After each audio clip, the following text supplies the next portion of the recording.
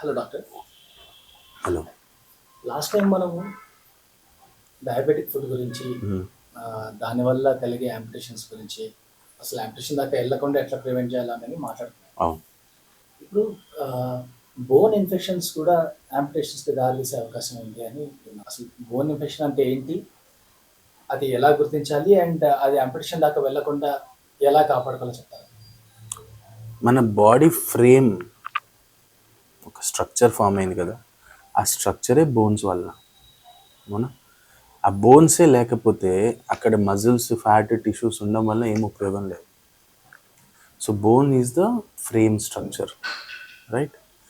ఆ బోన్సే వీక్ అయిపోతే మన బాడీ వెయిట్ ఎలా భరిస్తుంది? నీకు స్కిన్ ఇన్ఫెక్షన్స్ వచ్చినా యాంపిటేషన్స్ చేయకుండా మేనేజ్ చేయొచ్చు. ఫ్యాట్ ఇన్ఫెక్షన్స్ వచ్చినా, మజిల్స్, టెండన్స్ ఏవి ఎఫెక్ట్ అయినా కూడా అంతవరకు మనం కట్ చేసి మళ్ళీ అక్కడ కొత్త కండు వచ్చేటట్టు, కొత్త స్కిన్ వచ్చేటట్టు మనం చేసి వూండ్ కవర్ చేస్తాం. కానీ బోన్కి ఇన్ఫెక్షన్ అయితే మనం అక్కడ కొత్త బోన్ సృష్టించలేము. Once bone is gone is gone. అది బతికున్నంత వరకు దానికి స్ట్రెంగ్త్ పెంచడానికి ప్రయత్నం చేయగలుగుతాం, కానీ ఒక్కసారి బోన్ డెడ్ అయిపోతే మనం ఏం చేయలేం. That's how amputations actually happen. Actually the real amputation is bone infection leading to an amputation. Skin and soft tissue అది ఓన్లీ డిబ్రాయిడ్మెంట్ వరకు చేసుకుంటూ దాన్ని మేనేజ్ చేసుకుంటూ దాని మీద మళ్ళీ కొత్త కండ, మళ్ళీ కొత్త తోలు, ఈవెన్ ఫ్యాట్, పోయిన ఫ్యాట్ కూడా ఫ్యాట్ గ్రాఫ్టింగ్ ద్వారా మనం మళ్ళీ రీప్లేస్ చేసుకోవచ్చు. కానీ పోయిన బోన్ని రీప్లేస్ చేయలేం. Actual amputation should happen when the bone is totally dead. నేను కొన్ని కేసెస్ చూపిస్తాను ఆ wound patients. I will show you. పైనంతా నల్లగా అయిపోయినట్టు ఉంటుంది, కానీ the bone is still surviving. You can just debride and remove all that thing and new tissue can be regenerate over it. కానీ బోనే ఎఫెక్ట్ అయితే ఏం చేయలేం. సో బోన్ ఏ లెవెల్లో ఎఫెక్ట్ అవుతుంది? బోన్ ఇన్ఫెక్షన్ ఉన్నంత వరకు you can still control with antibiotics and so many other things, okay, by improving the vascularity of the area చేసుకోవచ్చు. కానీ బోన్ వీక్ అయిపోయింది, ఓకే, వీక్ అయిపోయింది, బోన్ లోపల లోపల కుళ్ళిపోయింది, చెడిపోయింది, nothing can be done. There is no replacement for the bones. Your blood vessels can be regenerated, your nerve endings can be regenerated. పోయిన స్పర్శ తిరిగి వస్తుంది, ఓకే, పోయిన కండ తిరిగి వస్తుంది, పోయిన కొవ్వు తిరిగి రావచ్చు, పోయిన తోలు కూడా తిరిగి రావచ్చు, కానీ పోయిన ఎముక తిరిగి రాదు. సో బోన్స్ అంత జాగ్రత్తగా మనం మెయింటైన్ చేసుకోవాలి. And by nature also bone infections అనేవి ది లాస్ట్లో జరుగుతాయి. Our body is so protective, bones అంత తొందరగా ఇన్ఫెక్ట్ కావు. కానీ బోన్ ఇన్ఫెక్ట్ అయ్యే స్టేజ్ వచ్చిందంటే అది ఎంత వీక్ అయిపోయిందో మనం ఫస్టే ఊహించుకోవచ్చు. Got it. ఏ కారణాల వల్ల బోన్ వీక్ అవ్వడం, బోన్ ఇన్ఫెక్ట్ అవ్వడం వల్ల వీక్ అవుతాయా, ఆర్ ఇన్ జనరల్ గా ఇన్ఫెక్షన్ వీక్నెస్ రెండు వేరు వేరుగా కూడా ఉండొచ్చు? ఇన్ఫెక్షన్ వేరు, వీక్నెస్ వేరు. ఒక సింపుల్ కాన్సెప్ట్ చెప్తాను. ఒక గాయం అయ్యింది అనేది ఒక డిఫరెంట్ స్టోరీ అయితే, ఒక బోన్ ఎఫెక్ట్ అయింది అనేది ఒక డిఫరెంట్ స్టోరీ. బోన్ ఎప్పుడు ఎఫెక్ట్ అవుతుంది? ఎప్పుడైతే బోన్ వీక్గా ఉందో ఆ వీక్ బోన్ మీద అదనపు బరువు పడుతుంది. ఫర్ ఎగ్జాంపుల్ డబ్ల్యూడబ్ల్యూఎఫ్లో మనం చూస్తాం, పీపుల్ ఆర్ 300-350 kgs వెయిట్ ఉంటారు, ఫైట్ రెస్లర్స్, రైట్? వాళ్ళకి అదే పాదాలే. మన దగ్గర వచ్చే పేషెంట్స్ వాళ్ళకి అదే పాదాలు, మీకు నాకు, everybody has the same architectural foot, right? ఆ foot which can bear the weight of 300 kgs person. ఆ ఫుట్ ఈరోజు ఒక 50-60 kgs ఉన్న ముసలామె కాలు, అంటే ఆమె ఒంటి బరువు మోయలేకపోతుంది అంటే అర్థం ఏంటి? అది ఎంత వీక్ అయిపోయింది, రైట్?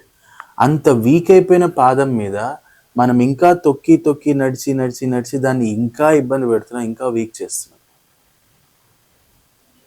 ఎందుకు అది వీక్ అవుతుంది? మరి మనం నడిస్తే స్ట్రెంగ్త్ రావాలి. చాలా మంది డాక్టర్స్ చెప్తారు, సార్ మీరు వాకింగ్ చేయండి, మీకు బలం వస్తుంది, బోన్స్ గట్టి పడతాయి, మీకు కండనరాలు టైట్ అవుతాయి అని అంటారు.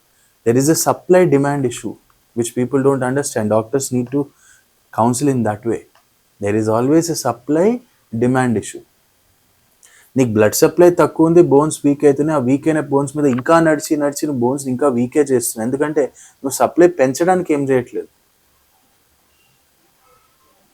నడిపించి నడిపించి పాదాలు ఇంకా వీక్ అవుతుంది. దానికి నడిచినంత కావాల్సినంత బ్లడ్ సప్లై, కావాల్సినంత ఆక్సిజన్, కావాల్సినంత కాల్షియం, న్యూట్రిషన్ దానికి అందట్లేదు.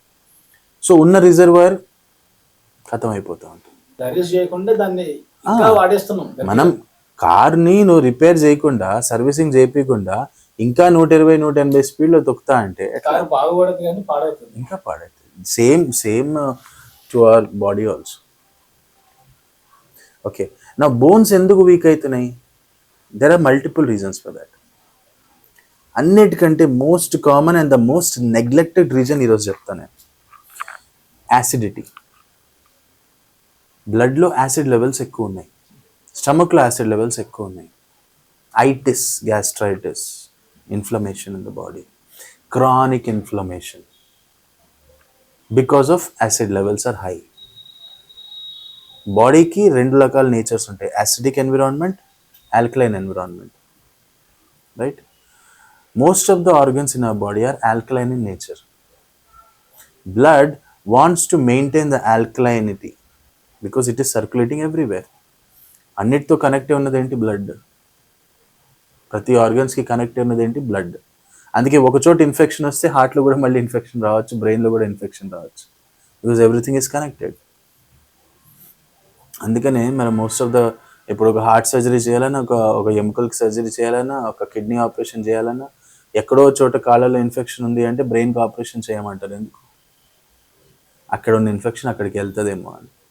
ఎలెక్టివ్ సర్జరీస్ చేసేటప్పుడు ఆల్రెడీ వూండ్ ఇన్ఫెక్షన్ ఉన్నప్పుడు, లేకపోతే యూరిన్ ఇన్ఫెక్షన్ ఉన్నప్పుడు అది తగ్గేదాకా ప్రొసీజర్స్ చేయాలి. ఎందుకంటే that infection can go to the area which is recently been operated. So రీసెంట్గా ఆపరేట్ అయిన ఏరియా సెన్సిటివ్ ఉంటుంది, సో చేయాలంటారు. అదేవిధంగా మన బాడీలో ఇప్పుడు ఏం జరుగుతుందంటే, యాసిడ్ లెవెల్స్ ఎక్కువ ఉన్నప్పుడు బ్లడ్కి పని ఏంటి అంటే ఆ యాసిడ్ని న్యూట్రలైజ్ చేస్తూ ఉండాలి, so that it can protect other organs from getting damaged. So blood ఏం చేస్తున్నప్పుడు బోన్స్లో ఉన్న కాల్షియంని తీసుకుని బ్లడ్లో కలుపుకుంటూ ఉంటుంది, దాన్ని ఆల్కలిన్ చేయడానికి. ఎస్, అట్లా బోన్ వీక్ అవుతుంది, దాని నుంచి ఉన్న కాల్షియం మొత్తం. సో ఎవరైతే బాగా యాసిడ్ లెవెల్స్ ఉంటాయో, బాగా గ్యాస్ట్రైటిస్ ఉంటుందో, ఎవరైతే బాగా యాసిడిక్ ఫుడ్ ఎక్కువ తీసుకుంటారో, యూరిక్ యాసిడ్స్ హై లెవెల్స్ ఉంటాయో, అలాంటి వాళ్ళకి బోన్స్ వీక్ అవ్వడం స్టార్ట్ అవుతాయి. రోడ్ మీద పని చేసుకుంటూ ఉంటారు, బెగ్గర్స్ ఉంటారు, వాళ్ళందరూ బోన్స్ వీక్ అవుతున్నాయా? వాళ్ళందరూ ఏమైనా గాయాలు అయిపోయి ఆర్థోపెడిక్ సర్జన్ దగ్గర పోతున్నారా? ఎందుకు? వాళ్ళ బాడీ, వాళ్ళు అంత మనం తిన్నంత యాసిడిక్ ఫుడ్ వాళ్ళు ఏం తినరు. Got it? There bones are much stronger. ఈరోజు నేను ఏసీ రూమ్లో కూర్చున్న నా బోన్ డెన్సిటీకి బయట రోడ్ మీద ఉన్న బెగ్గర్ బోన్ డెన్సిటీకి తేడా ఉంటుంది, రైట్? ఎంతమంది ఏసీ రూమ్లో కూర్చున్న వాళ్ళు వెంటిలేటర్ ఎక్కారు కరోనా టైంలో, రోడ్ మీద ఉన్న వాళ్ళు ఎవరు వెళ్ళారు హాస్పిటల్కి? బాడీ ఇంటర్నల్ మిలియూ అంటే ఇంటర్నల్ ఎన్విరాన్మెంట్ మెయింటెనెన్స్, అది బ్యాలెన్స్గా ఉన్నంత వరకు నీకు రోగం రాదు. ఆ pH బ్యాలెన్స్ ఉండాలి బేసికల్గా. The body is run on pH, the body runs on electrolytes. అక్కడ డిస్టర్బెన్స్ వచ్చినప్పుడు అంతా సిస్టమ్ డిస్టర్బ్ అవుతుంది. ఎట్లా మనం డయాగ్నోస్ చేస్తాం డాక్టర్ బోన్ ఇన్ఫెక్షన్ ఉంది అన్నది? డాక్టర్ దాకా వెళ్ళే చాలా సార్లు ఏమవుతుందంటే, డాక్టర్ దాకా ఎందుకు వెళ్ళము అంటే మనం అట్లీస్ట్ దాని సిమ్టమ్స్ అన్న గుర్తించకపోతే మేబీ మనం డాక్టర్ దాకా వెళ్ళమేమో. ఏమి ఇగ్నోర్ చేసే సిమ్టమ్స్ ఉంటాయి మామూలుగా?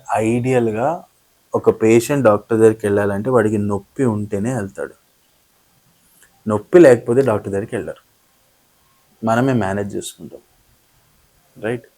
సో బోన్ ఇన్ఫెక్షన్ వచ్చింది అని తెలిసే లోపల మనకు ఒక బ్యాడ్ లక్ ఏంటంటే, బోన్స్ దాకా ఎఫెక్ట్ అయ్యే ముందు దాని మీద ఉన్న నర్వ్స్ ఎఫెక్ట్ అవుతాయి, బ్లడ్ వెజల్స్ బ్లాక్ అవుతాయి, రైట్? సో సెన్సేషన్ అని పోతుంది. సో బోన్లో ఇన్ఫెక్షన్ వచ్చినట్టు మనకి ఏమి తెలియదు, because already the sensation is lost. Unless ఆ ఊడి నుంచి పసు కారడమో, నీరు గారడమో, లేకపోతే నడుస్తుంటే కొంచెం రక్తం గారడమో ఇట్లాంటివి జరిగితే తప్ప మనకి తెలియదు బోన్లో ఇన్ఫెక్షన్ అయినట్టు. Patient themselves cannot recognize that there is a bone infection. కానీ Wound బోన్ కనిపి- ఇన్ఫెక్షన్ వచ్చింది అంటే మాత్రం ఈజీగా గ్యాంగ్రీన్ అయిపోతుంది. సో వూండ్ కనిపిస్తూ ఉన్నా కూడా పెయిన్ లేకపోతే జనరల్ గా మనం వెళ్ళాము, అదే కదా వచ్చింది. ఇప్పుడు నేనే ఉన్నా, కొంచెం దగ్గు ఆయాసం వస్తే మందులు వేసుకుంటాను కానీ డాక్టర్ దగ్గరికి పోవని నాకు అనిపించదు. So basically that is the thing. So మన బాడీ కూడా ఏం చేస్తుందంటే చాలా వరకు కాంపన్సేట్ చేసుకుంటుంది. మన బాడీలో ఉన్నదే compensatory mechanism, because body has its own AI technology. అది ఎప్పుడు కాంపన్సేట్ చేస్తూ ఉంటుంది, కాంప్రమైజ్ చేసుకుంటూ ఉంటుంది, అడ్జస్ట్ చేసుకుంటూ ఉంటుంది, because it has to run the show. That's how it is made. హార్ట్లో బ్లడ్ వెజల్స్ బ్లాక్ అయిపోయి హార్ట్ అటాక్ వచ్చేదాకా బ్లడ్ వెజల్స్ బ్లాక్ అయిన విషయం నీకు నాకు తెలియదు. ఎందుకంటే అది అడ్జస్ట్ చేసుకుంటూ ఉంటుంది, కాంపన్సేట్ చేసుకుంటూ ఉంటుంది, ఒక లెవెల్ దాకా భరిస్తుంది, ఆ తర్వాత వదిలేస్తుంది. సో ఆ పరిస్థితి, సో దట్ కాంపన్సేటరీ మెకానిజం అనేది మనకు ఒక బూన్గాను చూసుకోవచ్చు. దానివల్ల మనకు వచ్చే నెగిటివ్ కూడా మనం ఆలోచించాలి. ఇలాంటి కేసు ఏదైనా అయిందా? బోన్ ఇన్ఫెక్షన్ వల్ల యాంపిటేషన్ దాకా వెళ్ళింది, బట్ సమ్హౌ మీరు అది కాకుండా యాంపిటేషన్ కాకుండా ఆపడం సేవ్ జరిగిందా? చేసింది. Yes, many cases we have done. Because see when a patient comes to me, I understand his bone has got infected. ఆ ఇన్ఫెక్ట్ అయిన బోన్ మీద అందరు ఏం చేస్తారు, అరే అక్కడ ఇన్ఫెక్షన్ వచ్చిందని కొంచెం అది కట్ చేసేసి దానికి ఒక కట్టుగట్టి ఆయింట్మెంట్ పెట్టి ఒక కట్టు కట్టేసి మీరు ఇంటికి వెళ్ళి రోజు డ్రెస్సింగ్ చేసుకోండి అని చెప్పి పంపిస్తారు. కానీ ఆ కట్టు కట్టిన కాలు మీదే మళ్ళీ తొక్కుకుంటా నడుచుకుంటా పోతాడు. దెబ్బ తగిలి మాత్రం దెబ్బ మీద దెబ్బ, కట్టు కట్టి ఇంకా దెబ్బ మీద దెబ్బిస్తున్నావుగా. What is the point? So that's where offloading works. ఇదే దెబ్బ చేతి మీద తగిలినప్పుడు నీకెంత నొప్పి అవుతుంది? ఇదే దెబ్బ చేతి మీద తగిలినప్పుడు నువ్వు దానికి ఎంత జాగ్రత్తలు తీసుకుంటావు? ఫర్ ఎగ్జాంపుల్ ఇప్పుడు మీ చేతి మీదే ఒక చిన్న దెబ్బ తగిలింది, ఎంత పెయిన్ ఉంటుంది? కిచెన్లో పనిచేసే లేడీస్కి చిన్నగా కట్ అయితేనే ఆ కట్టుని నీళ్ళల్లో తడిపితే ఆ వాటర్ ప్రెషర్కి సుర్రం అంటుంది. It's so painful, right? అందుకే ఏం చేస్తుంది, దానికి ఒక కట్టు కట్టేసి ఆ వేల్ని కదిలిస్తే కూడా నొప్పి అవుతుంది, ఆ వేల్ని కదిలేయకుండా పక్కన పడేస్తాం. అలాంటి గాయం పైన 80 కిలోలు బరువేసి ఇలా తొక్కితే అది మాంతదా? కాదు కదా. మరి కాళ్ళ గాయాలు ఎందుకంటే అట్లా తొక్కు నడుస్తారు, రైట్? కాళ్ళంతా ఎందుకు అంత చులకన కింద ఉన్నాయని, అంతే కదా. ఇప్పుడు చేతికి నీకు చిన్న గాయం అయితేనే దానికి ఒక కట్టుకట్టి చేయి పక్కన పెట్టి ఆ చేతితో తినుకుని ఇంకో ఎడం చేతితోనే తింటావు. కానీ కాలికి గాయం అయితే మాత్రం తొక్కి నడిచి అది పాడేదాకా చేసుకుంటారు. ఎందుకు? అది దూరంగా ఉన్నాయి కదా, చేతులు దగ్గర ఉన్నాయి కదా, సో ఇవి ఎక్కువ ప్రొటెక్షన్. సైకలాజికల్గా మనం పాదాలంటే వీఆర్ ప్రిపేర్డ్. అది ఏదైనా ఎంత ట్రామా అయినా ఎంత ఇదైనా కూడా, ఎందుకంటే సైకలాజికల్లీ ఆల్సో మనము ఎప్పుడైనా చూస్తే బురదలో తొక్కుకుంటూ వెళ్ళిపోతాం, కానీ అదే బురద చేతికి అంటితే కాదు కదా. So we are negligent. అంటే ఎందుకో కాళ్ళని మనం కొంచెం అజాగ్రత్త ఉంది, అదంతే పెద్ద ఇంట్రెస్ట్ లేదు మనకి ఎందుకో. కానీ పుట్టినప్పటి నుంచి చనిపోయేదాకా మన తోడొచ్చేది మన కాళ్ళే. ఆ కాళ్ళని మనం నెగ్లెక్ట్ చేస్తాం. కాళ్ళకి బురద అంటేనా పర్లేదు, కంపు వస్తున్న బూట్లు వేసుకుని తిరుగుతారు, షూస్ వేసుకుని తిరుగుతారు, శాండల్స్ వేసుకుంటారు, అలాగే స్మెల్ వస్తుంది.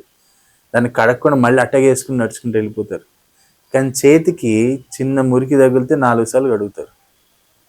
చేతి కడిగేటప్పుడు ఉన్న ఓసిడి కాళ్ళు కడిగేటప్పుడు ఎందుకు ఉండదు?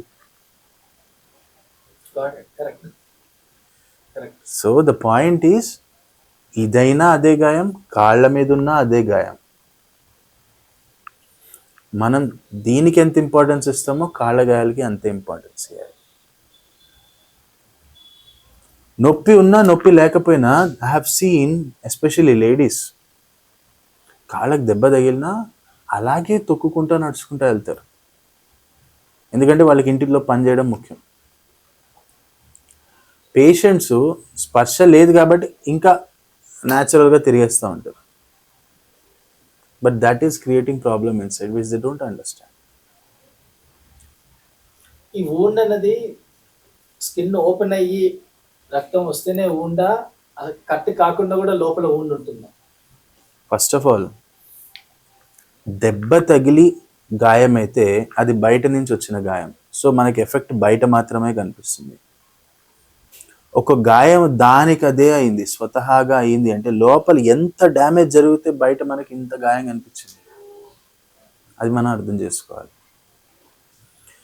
ఒక చోట వూండ్ అయింది, అక్కడ ఒక చిన్న పులిపిరిలాగా వచ్చిందండి, ఆ తర్వాత తగిలింది, ఆ తర్వాత గాయం పెద్దగా అయిపోయింది అంటారు. That's how it happens, right? So అక్కడ నీకు చిన్న బబుల్, వాటర్ బబుల్ లాగా వచ్చింది అంటే లోపల ఎంత డ్యామేజ్ అయిపోయి, ఎంత టైట్ అయిపోయి, ఎంత వాస్కులారిటీ తగ్గిపోయి, అక్కడ ఇన్ఫెక్షన్స్ వచ్చి అది కట్ అయి పగిలి బయటకు వచ్చింది. అలాంటి దాన్ని నువ్వు కట్ చేస్తావు అంటే రక్త సరఫరా లేని దాన్ని కట్ చేయడం వల్ల ఇంకా గాయం పెద్దగానే అవుతుంది కానీ తగ్గదుగా.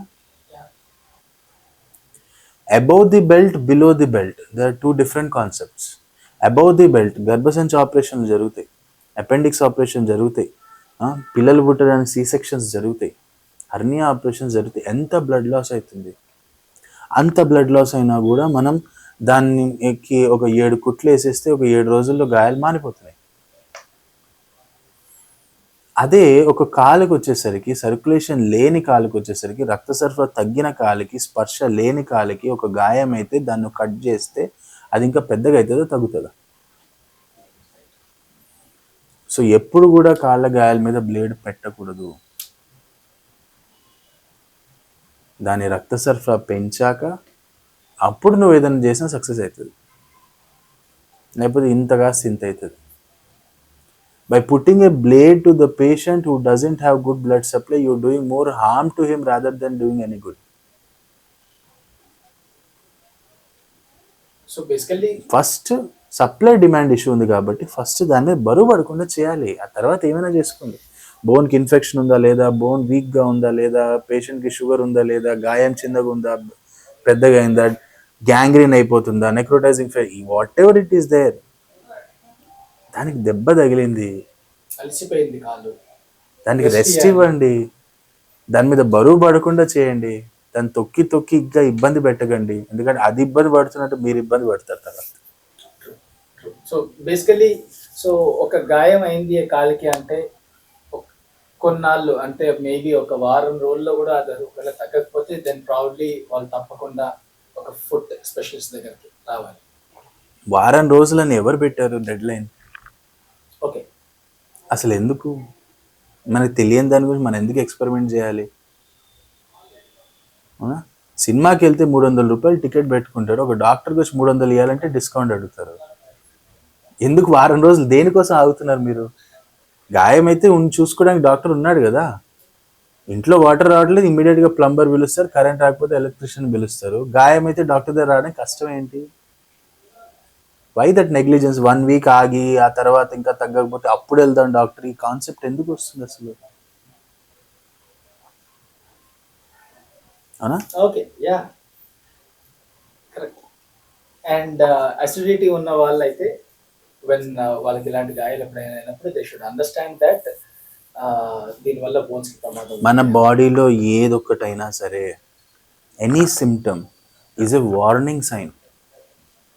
కడుపులో గ్యాస్ అవుతుంది ఊరికే గ్యాస్ గోళీలు వేసుకుని పక్కన పడేస్తూ ఉంటారు, సంవత్సరం తర్వాత చెక్ చేస్తే స్టమక్లో క్యాన్సర్ అయిందని తెలుస్తుంది.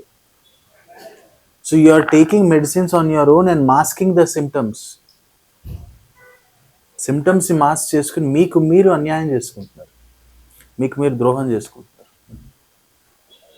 ఈ యాసిడ్ లెవెల్స్ ఎక్కువ అవడం అనేది ఏదో చిన్నగా గ్యాస్ అయితే తేపులు వచ్చేస్తే తగ్గిపోతుంది అని అనుకుంటున్నారు. యాసిడ్ లెవెల్స్ వల్ల నీ బోన్స్ వీక్ అయిపోతాయి, యాసిడ్ లెవెల్స్ నీ బాడీ మొత్తం ఆర్కిటెక్చర్ మారిపోతుంది లోపల అని మనకి అర్థం కావట్లేదు.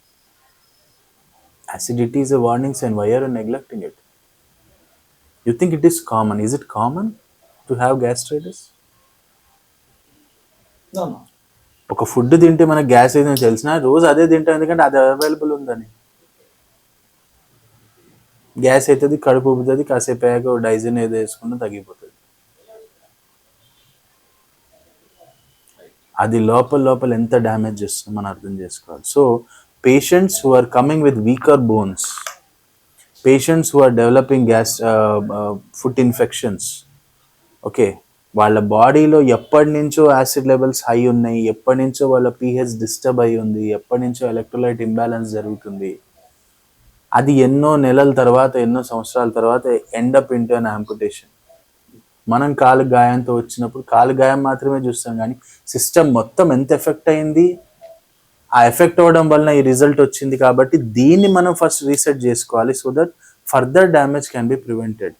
అది చేయకుండా నేను కేవలం గాయమైంది, గాయాన్ని కట్టుకడతాను, ఆయింట్మెంట్ చేస్తా, డిబ్రైడ్మెంట్ చేస్తా, సర్జరీ చేస్తా, ప్లాస్టిక్ సర్జరీ చేస్తా, స్కిన్ గ్రాఫ్టింగ్ చేస్తా అని కూర్చుంటే కాదు. డాక్టర్ ఫైనల్గా మనం ఒక 2 లైన్లు finally I would like to say only one thing. కాలు సమస్యతో వచ్చినప్పుడు ఆ కాలు సమస్య కాల్లో మాత్రమే లేదు, శరీరం మొత్తంలో ఉంది. ఇక్కడంతా డ్యామేజ్ అయింది కాబట్టి కాళ్ళల్లో కూడా వచ్చింది. సో ఇదంతా సెట్ చేయకుండా ఓన్లీ కాలు గాయం పట్టుకొని దానికే డ్రెస్సింగ్లు చేసుకుంటూ, దానికి సర్జరీలు చేసుకుంటూ, క్రీములు ఆయింట్మెంట్ పెట్టుకుంటూ, లేకపోతే ప్లాస్టిక్ సర్జరీ చేసి గాయం మానిపోయారనే మీరు చేసే ప్రయత్నం వృధా ప్రయత్నం. ఎందుకంటే అది మళ్ళీ రిపీట్ అవుతుంది, ఎందుకంటే రూట్ కాజ్ మనం ఎలిమినేట్ చేయాల. సో బోన్ ఇన్ఫెక్షన్స్ కావచ్చు, ఏదైనా కావచ్చు, ఒకటి స్టార్ట్ అయ్యింది అంటే దాని వెనకాల ఎంతో, because I told from the first point, body always compensates. ఎంతో భరించి భరించి భరించి లోపల ఎంతో డ్యామేజ్ అయిపోయిన తర్వాత మనకు సిమ్టమ్స్ బయటకు కనిపిస్తున్నాయి. ఆ డ్యామేజ్ని మనం రికవర్ చేసుకుని ఇది మాత్రం మీదే ఫోకస్ చేసుకుంటే, ఎందుకంటే ఇది నీ కంటికి కనిపిస్తుంది, దీన్ని మాత్రం ఫోకస్ చేసుకుంటే కంటికి కనిపించింది లోపల అలాగే ఉండిపోతుంది, అది ఇంకా ఇంకా డ్యామేజ్ చేస్తుంది. అందుకే ఒక వేలు పోయి సర్జరీ చేసుకుని నయం అయిన తర్వాత మళ్ళీ ఇంకొక వేలు పోతుంది, సగం కాలు పోతుంది, సగం యాంపుటేషన్స్ అయిపోతూ ఉంటాయి. ఎందుకు? బికాస్ లోపల ఉన్న రూట్ కాజ్ మనం ఎలిమినేట్ చేయాల, and that is pH balance and electrolyte imbalance. దాన్ని సెట్ చేసుకుంటూ మనం చేస్తే ఓవరాల్గా ఒక ట్రీట్మెంట్ చేస్తేనే కాలుకు కూడా బెనిఫిట్ జరుగుతుంది. లేకపోతే నీ వూండ్స్ మళ్ళీ మళ్ళీ మళ్ళీ మళ్ళీ రిపీట్ అవుతూనే ఉంటాయి. Thanks doctor. Thank you. Bone infection గురించి, యాంపుటేషన్ గురించి, ఓవరాల్ బాడీలో బ్యాలెన్స్ గురించి మీరు చాలా వివరంగా చెప్పారు. నెక్స్ట్ వీడియోలో మళ్ళీ కలుద్దాం. Thank you.